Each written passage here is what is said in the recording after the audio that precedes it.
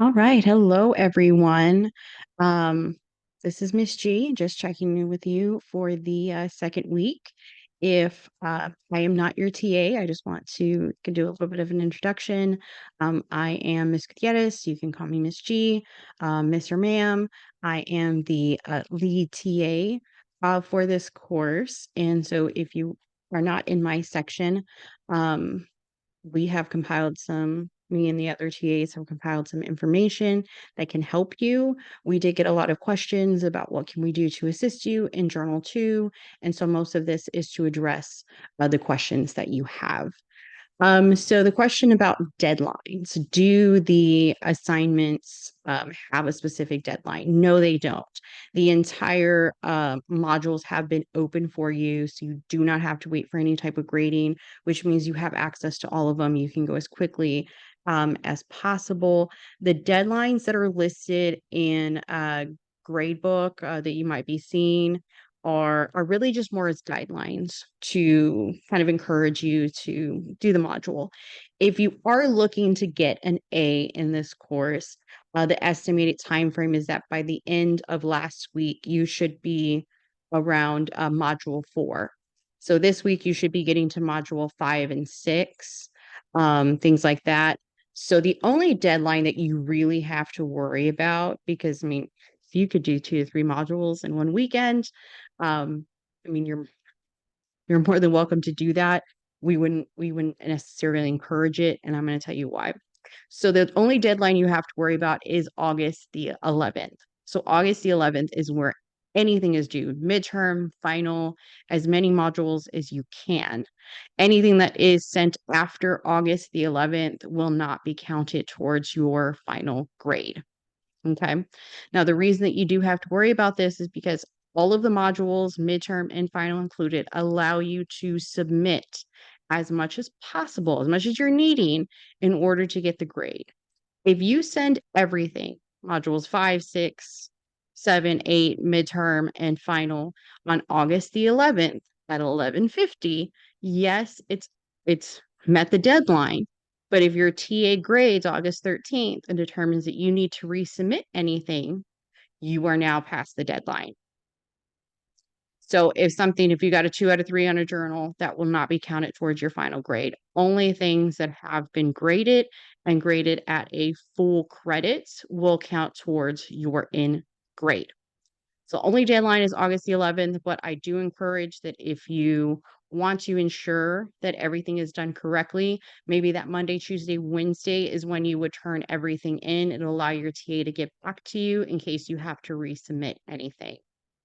Okay, so that's the first one of deadlines that we should probably be looking at.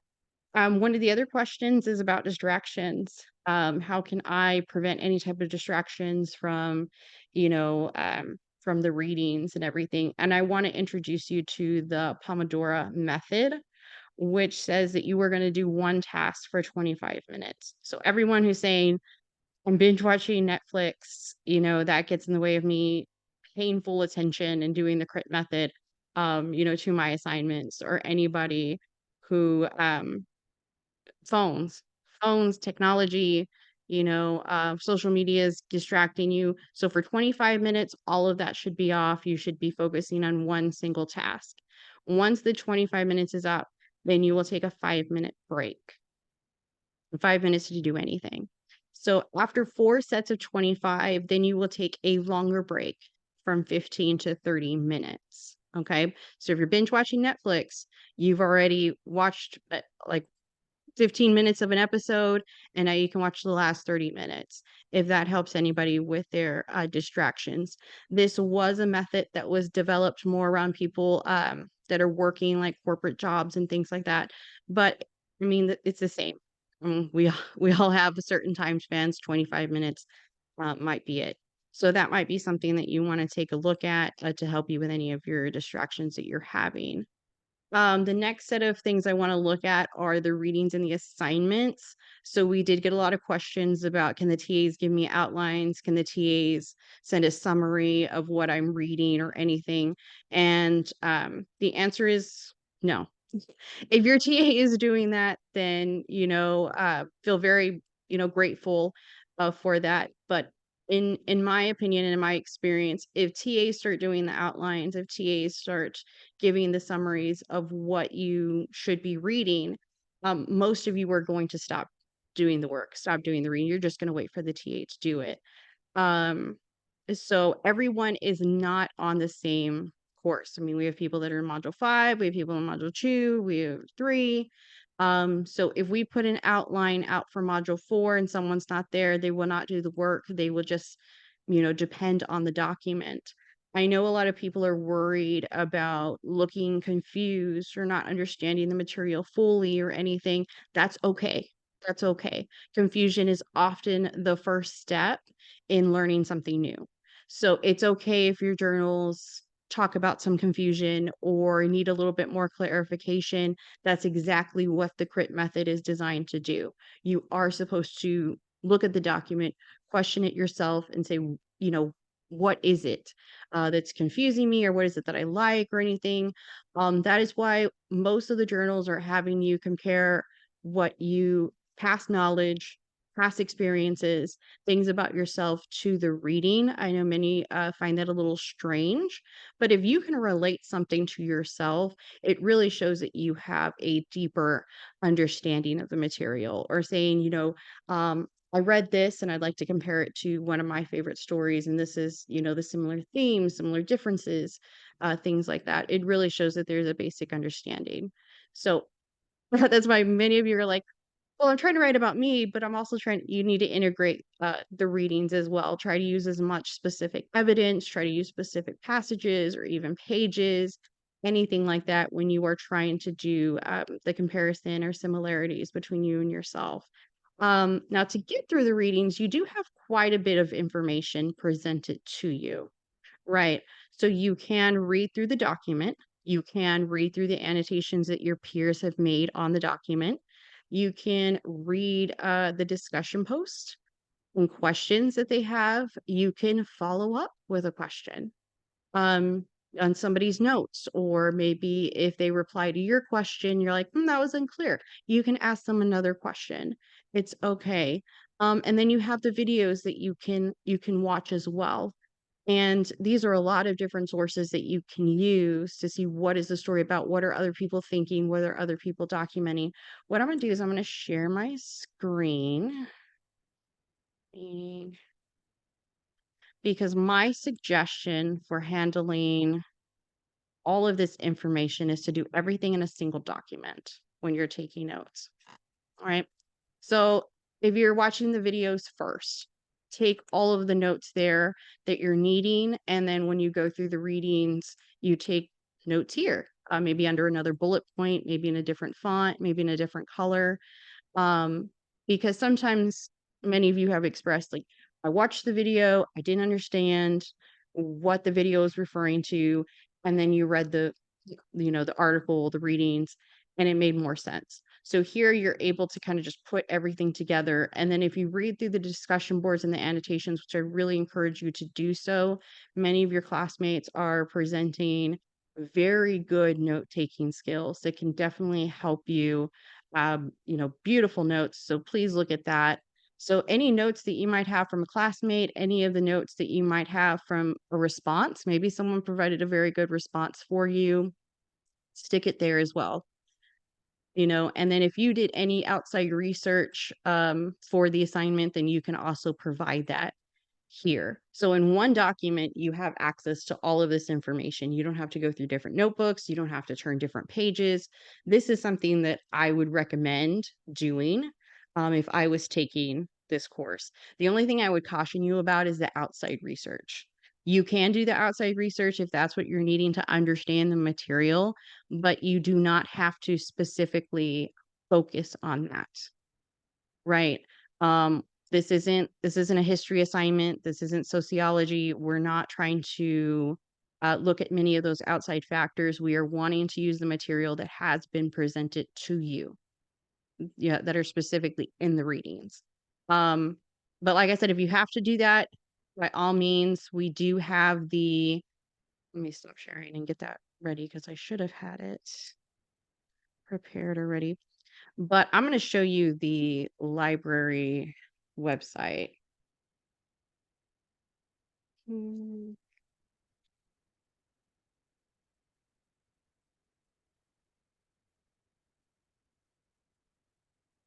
all right, I was just getting that ready. So appreciate your patience. Or you probably just skipped through the video. But here we do have the library here that you can also look to find article books and more depending on what you are looking for. So you can put in you know, I just completely blanked. Frederick Douglass, like, is one we're going to be reading, and you want more articles or books or anything that's published about him, we have it here. We also have our databases as well, so you can go through many of the databases. That we have, like academic search complete would be one, and you can type in Frederick Douglass and what have people written about Frederick Douglass. We have all different types. Now, the library also has reference librarians, so you can give them a call, you can send them an email. I don't know if they have direct messaging or anything, but you can say, "Hey, I'm reading up on this person, um, where exactly in the databases would you suggest that I look, or where exactly in the website can I look?" Many of the books in the library are available online. You do not have to go directly into the library if you are not, currently in Austin. If you are, check out the libraries, ask at the circulation desk, who can help me find this. Now, usually in a course that's much longer, like if we had 15 weeks, you'd probably have an entire week to research any of the things that you're interested in, because this is a fast paced summer course where we are trying to do 15 weeks in 5. You might not have the time to do the additional outside research. That's okay. You don't need to, but if you were, I would suggest use the reference librarian, use the library website. That way you're not just going through the History Channel, or you're not going through somebody's blog post or anything. So I would caution you on doing that. There have been questions about working in groups. Yes, you can work in groups. That would be fine. Nobody has a problem working in groups. I think what people have the most problem with is being, taken advantage of, or thinking, I'm going to be giving out all of the answers. So if you are going to be working in groups, I would suggest that you create some type of agenda, some type of what you're going to be doing. We're going to be looking at this reading. These are the questions I have. I've already read the material. That way, if you spend 20 minutes talking to a friend, um, it's a more productive use of your time by doing that. You can go on Chatter and say, okay, Wednesday, here's a link. We're all going to be going over module 4. You can go through your discussion boards as well. So if you went directly to my group homepage, let me share it just in case anybody's got any questions about that.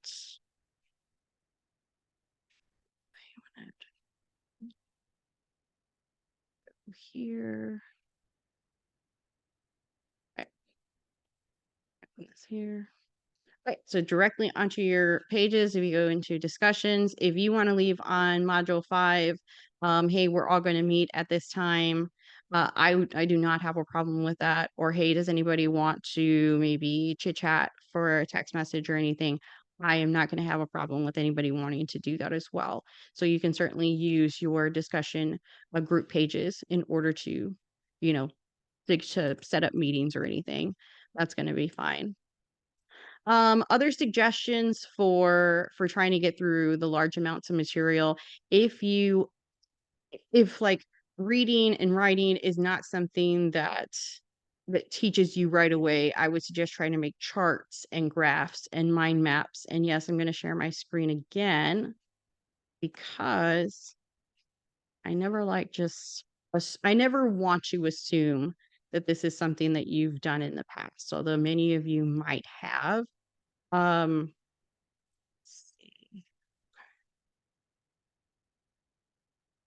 So forgive me for all of the screen sharing. We'll get to that later. So my class or my section, you already know this. This is the grading feedback sheet that we have up. So I do have these examples available for you already with the links included. So here's a mind map. So you can start with what's the story, right?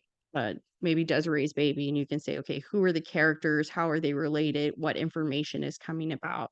That might be another way for you to kind of visually see what it is that we are reading about, if that's a larger help to you.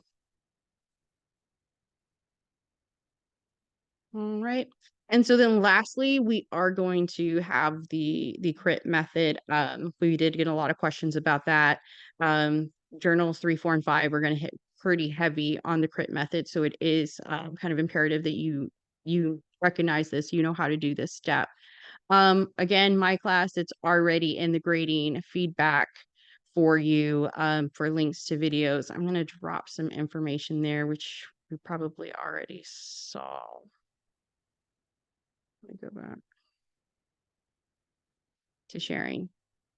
Okay, so there is a video here detailing the crit method available for you. There's a link there. I've also provided a link to Peter Flynn's analysis of Carol Ann Duffy's poem Beautiful. Is this something we're going to be reading? It is not anything that we are going to be reading. I did do that intentionally. This is something I've used in the past for Britlit. And the reason I did it is so that you can see how somebody else would work the crit method without giving you something that we would already see. Just kind of restating, we don't want to do the work for you. We want to teach you how to do this work. So here's another, just an example of maybe some note taking that you can do, A/B rhyming or anything like that. What the reason that if you've seen this video before, like, I apologize for giving it again or anything like that. But the reason that we choose this one is because this was developed by UT directly. So I have used this in the past at other institutions that are outside of UT because this was developed. Now, you can also, my course, what you have here, go back to the discussions. I did place this in the files. So not only do you have this 10-minute video of someone explaining what the crit method is, but you do also in the files have it in another format, in a PDF. So the close reading interpretive tools. So it breaks down every step on what you should be looking for, what you should be doing. So this was developed by the Department of English at the University of Texas at Austin. Um, what this is designed to do is that each instructor will adapt this differently. But before you can adapt anything to yourself, to your own needs, you need to first learn how to do it. You need to make sure that you do understand this. So you also have this here. One of the suggestions I always give to my sections is when you're writing your journals, you know, get this PDF, put it side by side, do a split screen and say, did I answer all of the questions for paraphrase, observation, contextualization? Then you do the same split screen, get your journal and put it up next to the grading rubric. Did I hit everything for, development of ideas and clarity? And then you can stick it up next to the instructions. Did I answer everything like I'm supposed to? That can help reduce the amount of time that you have to do for the resubmissions, making sure that you're hitting on everything. So if you are not in my section, I did send all of this information to your TA. So however they give you this video, either by, announcements or emails or anything like that, you are going to also have access to this information as well. Okay. And then I just wanna, like, mention what somebody, suggested too, was they're like, "I went through the video and I try to pause it so that they can, like, take screenshots of the document, of Dr. Sitabaka trying to go through it as well." So that's something that you can also do. We have huge amounts of technology and resources for you to do that. But like I said, we went through journal 2. It will come up again probably later on in a journal of what the TAs can do to assist you. Um, and so this is as far as we go for today. But I do hope that everyone is having a good week. If you have any questions, reach out to me, my section. If not, reach out to your TA with any of the additional questions that you have. Stop by their office hours, anything of the like. So I do hope you have a good one. Thanks for watching.